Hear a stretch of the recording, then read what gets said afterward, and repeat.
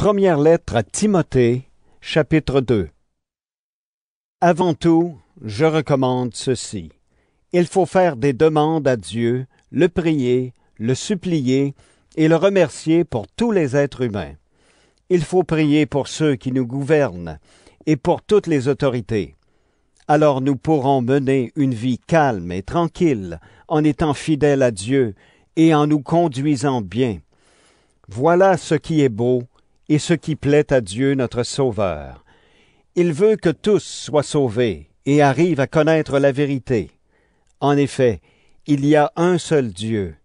Il y a aussi un seul intermédiaire entre Dieu et les êtres humains.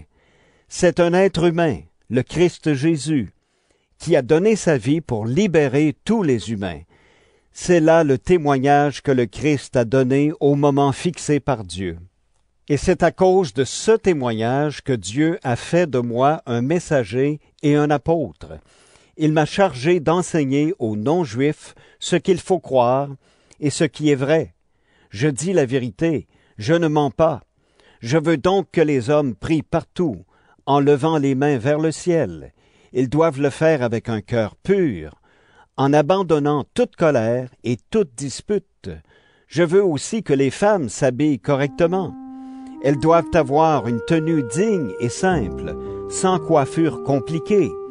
Elles ne doivent pas porter de bijoux en or, ni de perles ou d'habits trop chers, mais elles doivent montrer leur beauté par leurs bonnes actions. Cela convient à des femmes qui affirment leur amour pour Dieu. Pendant l'enseignement, les femmes doivent rester tranquilles en écoutant avec respect. Je ne leur permets pas d'enseigner ni de dire aux hommes ce qu'ils doivent faire. Elles doivent donc garder le silence. En effet, Dieu a d'abord fait Adam, ensuite il a fait Ève. Et ce n'est pas Adam qui s'est laissé tromper, c'est la femme. Elle s'est laissée tromper, puis elle a désobéi à Dieu.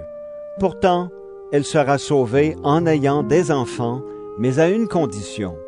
Elle doit garder fidèlement la foi et l'amour et mener une vie simple qui plaît à Dieu.